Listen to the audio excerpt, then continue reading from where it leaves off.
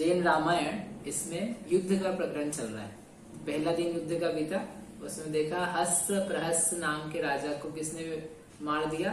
नल नील राजा जो थे, जो वानर वंशी थे, उन्होंने उनका वध कर दिया। उसी के उत्तर में आचार्य देव ने भी बताया कि कैसे उनका पूर्व भाव का बेर था। बेर किसका था? जो दो हस्त प्रहस्त थे, उन्होंने उनको मारा था, तो उसके बदले में उन्होंने इसको मार दिया। तो जगत में चलता रहता है। इसलिए यहाँ कहा था आचार्य देव ने कि क्यों फिर किसी के साथ अच्छा बुरा मानना, निमित्त कारणों को दोष क्यों देना। श्रेष्ठ विद्वान होते हैं वे बाहरी चीजों में ये अच्छा है, ये बुरा है, इसने मुझे अच्छा बुरा किया है, ऐसा कुछ कारण नहीं विचारते। ऐसा विचार करके आगे दूसरा दिन आता है। दूसरा दिन आया तो जब रावण को पता चला, वानर राक्षसों को पता चला हमारे नायक पहले दिन मारे गए, तो उनको गुस्सा पैदा हुआ ज्यादा, और उस समझ लो उनके मर जाने से उनको और बल पैदा हो गया। क्यों बल पैदा हो गया? अपना आदमी चला गया, तो अब हम कैसे जीते, इसके बारे में दिमाग और लगने लग जाता है। तो अगले दिन वे और क्रोध से भरे हुए उत्कृष्ट परिणाम धारण करते हुए युद्ध के लिए निकले। बहुत सारे राजा थे, मारीच, सिंह, जघन, स्वयंभू, शंभु, अर्जे, शुक, सारण, चंद्र, अर्क, ऐसे नाना प्रकार के। उधर से ये लोग भी तैयार थे वानर वंशी, क्योंकि उनको पता था पहले दिन इनके लोग मारे गए तो ये और उद्धत होकर के, उद्दंड होकर के आएंगे। ऐसा करके ये राजागण भी वानर वंशी थे। इन दोनों की सेनाएं खूब भीड़ करके आपस में युद्ध होते होते पूरा दिन हो गया और दूसरे दिन का युद्ध समाप्त हुआ। उस दिन भी खूब मारकाट हो गया, अनेकों सैकड़ों सामंत थे वो मारे गए। अगला दिन फिर हुआ और होते से ही वापस से राक्षस वंश के योद्धा, वानर वंश के योद्धा, दोनों आचार्य कहते हैं जन्मांतरों में संचित किया हुआ वो जो क्रोध कर्म है, उस क्रोध कर्म की उदीर्णा हो करके उन सबको साक्षात वहां फल ही दिख रहा था कि कैसे कैसे जीवों ने परिणाम प्राप्त करके क्रोध अर्जित किया था ना, वो सारा का सारा फल वहां दे रहा था। अपने जीवन से भी निष्प्रह होकर के वे सब भयंकर युद्ध करने में जुट गए और एक दूसरे को पुकार करके, आओ इधर आओ, मैं तुमसे लड़ता हूँ, तू इधर आ, तू किधर जाता है, मेरे सामने खड़ा हो, मेरे सामने रुक के जा, उधर जाने की जरूरत नहीं है, मेरे से तो लड़ ले पहले, तेरे में दम ही क्या है, तुझे कुछ नहीं आता है, तेरे में शक्ति नहीं है। ऐसे मतलब गुस्से में भरता है ना, तो उसको बोल करके युद्ध करता है। जैसे नाचता हुआ रहता है ना एक आदमी, तो आप देखना नाच रहा है तो वो गाना भी गाता रहता है। तो ऐसे वो युद्ध लड़ रहे हैं, तो युद्ध में कैसे उनका रस बढ़े और युद्ध में कैसे दूसरे को गुस्सा आए और खुद को गुस्सा आए, उससे और बल बढ़ता जाए। ऐसा करते करते वो लोग बोल करके निम्न वचनों से, रे नीच, क्षुद्र, पापी, दुष्ट, तूने कुछ सीखा ही नहीं है, तुझे कुछ लड़ने नहीं आता है, तेरे को तलवार पकड़ना नहीं आता है। ऐसे करते करते वे सब लोग युद्ध लड़ रहे थे। और जो वानर वंशी थे वो राक्षसों के द्वारा बहुत सारे समझ लो विह्वल हो गए, मारे गए। सेना थोड़ी सी उनकी कैसी हो गई, भागने जैसी होने लगी।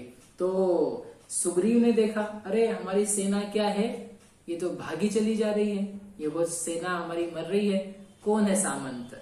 तो ऐसा करके वो खुद खड़ा हुआ, कवच वगैरह पहन के लड़ने के लिए कवच धारण किया।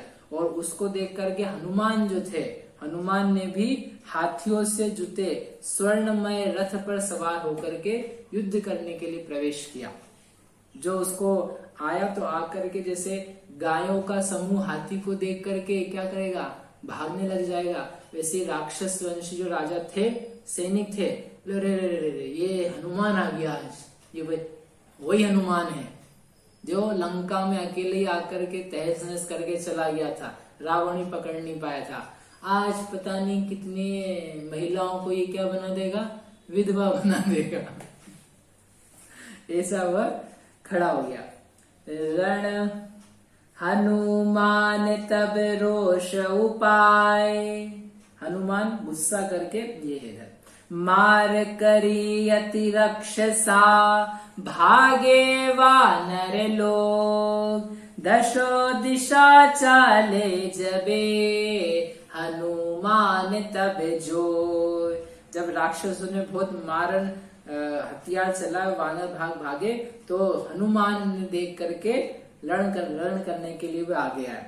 और जब हनुमान रण करने के लिए आगे आए तो युद्ध का अभिलाषी, राक्षसों का शिरोमणि, बड़ा उत्कट योद्धा माली नाम का, वो उनसे लड़ने के लिए सामने आया।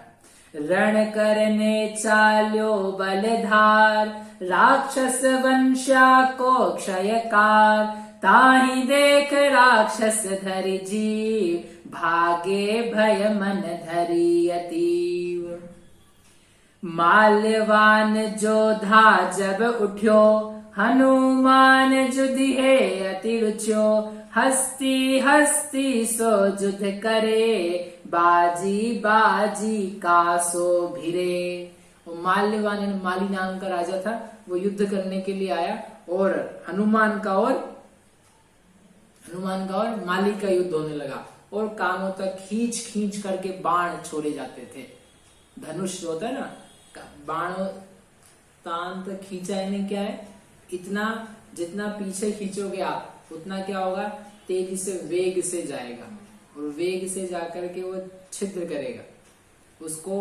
आप सोचो उसको धनुष बाण ना, तीरंदाजी जिसे कहते हैं, वो करने में कितना मेहनत लगती है। तो बाण छोड़ते जाना बारंबार लगातार, वो बाण छोड़ते छोड़ते वो जो बाण है वो जो सामने वाले से आ रहा है उसके बाण को काट दे, छेद दे वहीं के वहीं हवा में। लेकिन कितना अचूक निशाना होना चाहिए, समझे आप। ये अभी आजकल के बाणंदाज तीरंदाजी से कुछ है ही नहीं, वो हवा की बाण आ रहा है तेजी से और उसी को काटना है, नहीं तो आकर के अपने को छेदेगा। और इतने बाणों की वर्षा करते करते थकते नहीं है, वो कहते पूरा बाणों का मंडप बन गया। जैसे मंडप समझ से, जैसे छत बनी ना, जैसे बाणों की क्या बना दी, छत बना दी। इतने बाण फटाफट छोड़ते थे।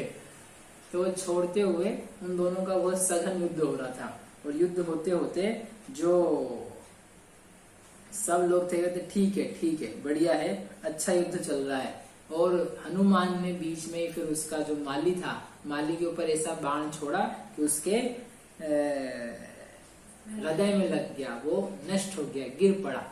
उसको गिर पड़ा हुआ देख करके जो दूसरा राजा था एक वज्रकर्ण नाम का, वज्रोदर नाम का, वो वज्रोदर नाम का राजा, अच्छा हमारा एक राजा गया, तो वो हनुमान से युद्ध लड़ना है। हनुमान तब रोष उपाय, मार्यो मालिवान वर राय, होय अचेत भूमि पर पर्यो, ताहि मंत्री लंका ले धर्यो। उसको उठा करके ले गए। फुनियाए वज्रोदर भूप, विद्यावान महाजुत रूप, ताउर माहि वज्र की दई, प्राण छोड़िता संज्ञा लई। वो वज्रोदर नाम का राजा आया, पराक्रमी, उसने बहुत देर तक युद्ध लड़ा। बहुत युद्ध लड़ने के बाद में हनुमान ने उसको रथ रहित कर दिया, अर्थात उसने रथ को नष्ट कर दिया। तो दूसरे रथ पे चढ़ के वो हनुमान की तरफ दौड़ा, तो उसने फिर से उसके रथ को तोड़ दिया धनुषों से, बाणों से। और उसके रथ के ऊपर ही मानो अपना रथ चढ़ा दिया। और रथ चढ़ाने के बाद में क्या हुआ कि वो शक्ति से प्रहार करके उसका मरण हो गया। किसका? वज्रोदर का। दो राजा और चले गए। ये देखा कि अरे हमारे राजागण तो इससे मरे जा रहे हैं। रावण का पुत्र इंद्रजीती पुत्र नहीं, रावण का दूसरे पुत्र है। पुत्र का नाम है जम्बूमाली। जम्बूमाली नाम के पुत्र ने देखा अरे ये क्या होता चला जा रहा है, तो वो उठा और सिंह का रथ था उसका। कैसे सिंह का? 100 सिंहों का रथ, 100 सिंह उसके रथ में जुटे हुए थे, समझे आप। और सिंह जुटे हुए रहेंगे तो आप सोचो जगह कितनी घेर लेगा। और सिंह का साथ लेके चला और ले करके उसने बाण छोड़ना चालू किया। जम्बूमाली तब रोषाय, दैय गदा की उर में आय, मूर्छा पाय चेत फुनि भयो, 60 सिंह रथ चढ़ी उम गयो। जम्बूमाली को गुस्सा आया तो वो लड़ने के लिए आया। उसने बाण चला करके वो जो ध्वजा थी किसकी? हनुमान की चंद्रमा के सदृश उस ध्वजा को उसने छेद दिया। हनुमान हर्षित हुए, बढ़िया बढ़िया, अच्छा काम किया। क्यों अच्छा किया? सम्मान सम्मान आते ना, वो थोड़ा काम मिले, युद्ध में लड़ने में मजा है। अभी हम छोटे मोटे के साथ युद्ध लड़ रहे थे तो कोई बहुत ज्यादा मजा नहीं आ रहा था, तो हनुमान की ध्वजा छिद गई तो उनको संतोष हुआ, बढ़िया। हनुमान ने भी बाण 3 चलाए और उसका जो कवच था और उसका जो मुकुट था उसको जर्जर कर दिया, धनुष को भी तोड़ दिया, धनुष को और कवच को जीर्ण तृण के समान जर्जर कमजोर कर दिया। और फिर उसने दूसरा धनुष उठाया, इतने में उसने दूसरा धनुष भी तोड़ दिया और एक ऐसा बाण चलाया, जब तक वो संभले तब तक वो जो 100 शेर थे ना, शेर जुटे हुए थे, वो सारे शेर को ऐसा कर दिया उसने, खुला छुड़वा दिया। तो वो रथ से फिर क्या उतर गया? रथ में से उतर गया, दूसरे रथ पे बैठा, लेकिन वो शेर छोड़ दिए। एक बाण ऐसा चढ़ाया, जम्बू माली के रथ में जुटे 100 सिंह छूट गए। अब छूट गए तो शेरों को थोड़ी ना पता है कि ये अपना आदमी है, पराया आदमी है। वो तो छूट गया तो छूट गया, अब पूरी जगह में फैल गए। और फैल करके आसपास तो किसकी सेना रहेगी? इनकी सेना रहेगी ना, राक्षस। भाई ये रथ चला रहा है और रथ के साथ में इनका पूरा परिकर रहता है, एक एक राजा के साथ में थोड़े अंगरक्षक रहेंगे, थोड़े से घुड़सवार रहेंगे, हाथी वाले रहेंगे, प्यादे रहेंगे, तो वो इनकी सेना रहती साथ में। तो वो इनकी सेना में जाके टूट पड़े और सब आगे पीछे घूम रहे हैं। आप सोच लो, युद्ध भूमि है और 100 शेर छूट गए। तो ये अपनी चीज का क्या हो गया? अपने से घात हो रहा है, इसको बोलते हैं उपघात। अपनी ही चीज अपने लिए क्या बनती है? दुख का कारण। जैसे परिग्रह है, खूब सारा 100 करोड़ रुपए इकट्ठा किया और मालूम पड़ा एक ऐसा तीर छूटा कर्म का कि वो 100 करोड़ छोड़ के जाने पड़ रहे हैं और फैल रहे हैं इधर उधर, संबंध नहीं रहे, तो वही क्या हो जाते हैं? दुख के कारण बन जाते हैं। एक एक चीज अपनी परिग्रह के रूप में जोड़ी हुई, जो सुख की साधन मानी जाती है, वही की वही उल्टी पड़ जाती है। अब देखना प्रकृति में जा करके रोज अपने साथ क्या होता है। तो वो विह्वल हो गई उनकी सेना। तो रावण कोई भय निर्जीव अचेत भये घणे, घायल हो गिरे बहुते किन्ने गिणे। हनुमान तब वज्र तणी उर में दई, जम्बू माली तबहि अचेत दशालई। और वो जो युद्ध क्षेत्र था उसमें वो सारे के सारे शेर घूमते हुए प्राणियों को, सैनिकों को क्या दे रहे थे? दुख दे रहे थे।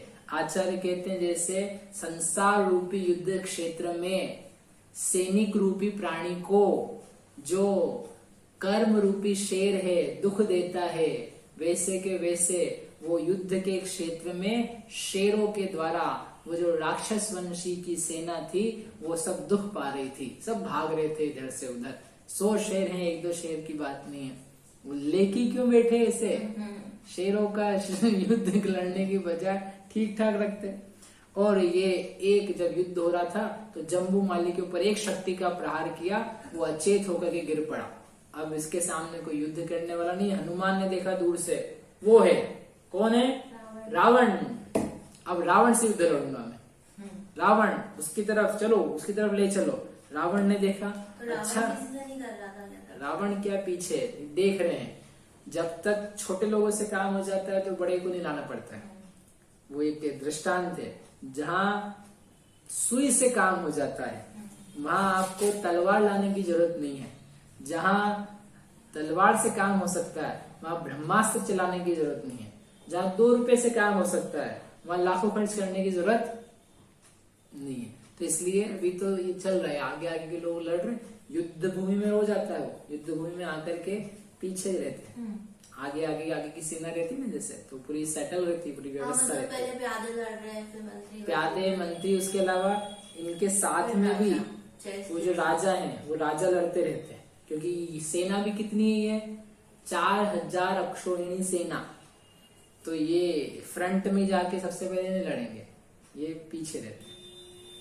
सेना का क्या बढ़ाते हैं? प्रोत्साहन बढ़ाते हैं, लड़ो। जैसे राम लक्ष्मण का भी अभी तक बताया नहीं कौन किससे लड़ रहा है। सुग्रीव को भी अभी लेकर के आए लड़ने के लिए, हनुमान जी भी आज तीसरे दिन उनको दिखाया कि लड़ रहे। तो मतलब चलता रहता है ऐसा। तो वो देखा उसने, किसको देखा कि रावण, इससे लड़ने जाता हूँ। रावण ने देखा अच्छा ये लड़ने के लिए आ रहा है, ओहो हमारी सेना भी सिंहों के द्वारा परेशान हो रही है। अब रावण ने भी कवच धारण कर लिया और लड़ने के लिए तैयार हो गया। जब महोदर जो रावण के समीप बैठा था उसने देखा अरे स्वामी को लड़ने के लिए उठना पड़ रहा है, मैंने कहा स्वामी रुक जाइए हम जाते हैं। ऐसा करके महोदर नाम का राजा था वो आया उठ करके।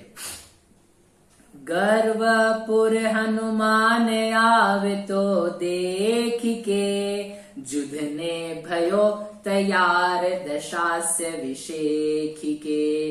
रावण के सामंत लरे हनुमान सो, युद्ध भयो चिरकाल डिगे नहीं थान सो। उसको देख करके, हनुमान को आता हुआ देखते हुए रावण की सामंत आए लड़ने के लिए। पहले सीधे रावण से युद्ध करने की इनकी तो अभिलाषा थी, यद्यपि ये इतने बलवान नहीं हनुमान की रावण से युद्ध कर सके, लेकिन फिर भी जो भावना है बलवती, हम तो जा करके लड़े और आज ही रावण को उसका मजा चखा दे, तो लड़ने के लिए गए। अब लेकिन ये जितने इनके सामंत थे ना, एक महोदर आया, दूसरा आया, तीसरा आया, ऐसे बहुत सारे लोगों ने क्या कर लिया, वो सब घेर लिया। लेकिन इतने सारे सामंतों से घिरा हुआ होने पर भी जैसे संयमी मनुष्य हो, धीर मनुष्य हो, उसके मन को दुर्जन के वाक्य कंपित नहीं करते हैं, चलायमान नहीं करते हैं, उसको डिगा नहीं देते अपने उद्देश्य से। वैसे वे सारे के सारा राजा मिलकर के भी वो जो हनुमान थे उनको कंपित नहीं कर सके। वे अपने कार्य में, युद्ध में बड़े शांति से सबके साथ युद्ध लड़ते रहे। और ये जब देखा किसने, वानर वंशियों ने, अरे ये क्या हो रहा है। वायु नंद को लखी वानरा, उठे नल नीला दिकवरा। सुग्रीव और सुषेण नरेन, राय विरादित हर्ष मंद। राव इन्होंने देखा अरे हमारे हनुमान जी अकेले ही पहुंच गए बीच में, अभिमन्यु की भांति बीच में चले गए हैं और ये तो सब लोग घेर रहे हैं इनको। तो ये लोग भी अपने जो नल नील सुग्रीव सुषेण आदि जो वानर राज थे, ये लोग उनकी सहायता के लिए, चलो भाई वहां पर हनुमान जी की अपन जाकर के सहायता करते हैं। ऐसा करके ये अब इनके बड़े बड़े राजाओं का क्या होने लगा, युद्ध होने लगा। और सारे वानर वंशी बड़े बड़े राजा मिलकर के उन राक्षसों की सेना को जो सामने आती जा रही थी ऐसे तितर बितर करने लगे। जैसे जैसे जैसे उदाहरण दिया आचार्य भगवान ने, जैसे अत्यंत तुच्छ पुरुष के द्वारा धारण किया गया व्रत परिश्रहों के द्वारा नष्ट हो जाता है, वह व्रत से भ्रष्ट हो जाता है, वैसे इन वानर वंशी राजाओं के आगे जो रावणों की सेना आ रही थी, छोटे छोटे जो लोग रोकने के लिए इनको आ रहे थे, घुसने से रोकने के लिए, तो वो सब तितर बितर हो गई और ये सब हनुमान के आसपास पहुंच करके हेल्प करने के लिए पहुंच गए, रावण की ओर जाने लग गए। ये सब देख करके गुस्सा आया किसको, रावण दशानन को। और दशानन युद्ध करने के लिए, चलो मैं जाता हूँ युद्ध करने के लिए। क्या युद्ध करने की सबको वो रहती है, क्या कहते हैं उसको, अभिलाषा, खुजली रहती है, क्योंकि इतने दिन से लड़ने को नहीं मिला है, हम लड़े। तो दशानन के नाम हम भी लड़े जा करके। तो दशानन को उन्होंने कहा, एक उनके भैया जी उठे, भानुकर्ण, भानुकर्ण यानी कुंभकर्ण, महाबल का धारक, अति अद्वितीय विद्या का धारक, ऐसे वो जो भानुकर्ण थे वो उठे। अभी तक जो युद्ध चल रहा है ना, सामान्य युद्ध चल रहा है, अभी मायामयी युद्ध, विद्या वाला युद्ध तो चालू ही नहीं हुआ है। मायामयी ने अभी दिव्यास्त्र विद्या प्रयोग ये सब नहीं है, अभी तो बाहुबल शस्त्र बल इनके द्वारा काम चल रहा है, अभी विद्या वाला युद्ध आना बाकी। ऐसा करके वो भानुकर्ण था, वो भानुकर्ण उठ करके चलने लगे, युद्ध के लिए सामने आया। कुंभकर्ण भट्ट को लख्यो, अंगरु अंगद वीर भामंडल आदिक नृपति आए रणभूधीर। कुंभकर्ण को देखा, अच्छा ये भी लड़ने आ रहे हैं, तो नल नील इत्यादि जो राजा थे, अंग अंगद भामंडल, ये लोग भी फिर उसी युद्ध क्षेत्र में युद्ध भूमि पे आ गए। अब आकर के इनका युद्ध होने लगा। रण की खाज से युक्त थे, तो उन्होंने एक काम किया, कुंभकर्ण ने अब यहाँ पर एक बाण छोड़ा, ऐसा बाण छोड़ा जो उनके स्वभाव के प्रतिकूल था। स्वभाव के प्रतिकूल यानी जगत में प्रसिद्ध है क्या, कुंभकर्ण थे तो वो सोते ही रहते थे, 6 महीने सोते। भाई सोते नहीं थे, वो तो बहुत उत्तम पुरुष थे, तो उनके पास ये अतिशय विद्याएं थी। जब रावण साधना कर रहे थे, तो रावण के साथ में कुंभकर्ण, विभीषण, ये तीनों साधना कर रहे थे, इनको भी बहुत विद्याओं की प्राप्ति थी। तो कुंभकर्ण ने विद्या छोड़ी। कौन सी विद्या? निद्रा वाली विद्या। सो जाए, सो जाओ, सब सो जाओ, सोने की विद्या। नहीं नहीं नहीं, उसकी सेना के लोग नहीं सोएंगे। उसकी सेना के लोग क्यों नहीं सोएंगे भाई? अपनी सेना के लोग सुला देंगे तो फिर बचेगी क्या? वो विद्या जो है ना, विद्या में इतनी विवेक बुद्धि होती है, समझ लो, कि वो शत्रु पे काम करेगी, वो अपने पे काम नहीं करेगी। कि वो अपने पे काम कर ली तो फिर दोनों ही लोग मर गए, घाती हो गया, ये तो स्वघातकारिणी हो गई। जैसे कर्म है कि नहीं, कर्म, तो कर्म किसके ऊपर काम करेगा? जीव के ऊपर काम करेगा, वो खुद का नाश नहीं कर लेता है। कर्म है एक निद्रा नाम का, तो निद्रा नाम का कर्म किस पे काम करेगा? जीव के ऊपर काम करेगा। मालूम पड़ा निद्रा ने कर्म को ही सुला दिया, तो कितना बढ़िया हो बताओ। निद्रा नाम का कर्म आए, वो किसको सुला दे? बोले सब कर्मों को सुला दिया। सुला दिया तो जीव को कोई फल नहीं आ रहा है, तो बढ़िया, अच्छा आ जाएगा। अचेतन कर्म में भी इतनी अक्ल होती है कि वो पर पक्ष के घात में कारण बनती है। ऐसे वो जो उसने बाण छोड़ा, बाण था उसने निद्रा नाम का बाण, तो बाण से जो भामंडल की सेना थी, सुग्रीव की सेना थी, और ये जो योद्धा थे हनुमान आदि, उन सबको निद्रा सताने लग गई। नींद से वो समझो मदहोश होने लग गए। अब क्या होगा? अब वो मार दिए जाएंगे कि कुछ उसका उपाय है इनके पास? राम लक्ष्मण तो अभी कुछ जानते ही नहीं है, उनको तो विद्या वाले कोई बाण अस्त्र शस्त्र भी नहीं है उनके पास। अब जो कुछ है वो तो सामने दिख रहा है। अब क्या होगा? भामंडल तो खुद ही नशे में से आ रहे हैं कि मानो छूटते जा रहे हैं। क्या होगा वो अपन कल देखेंगे।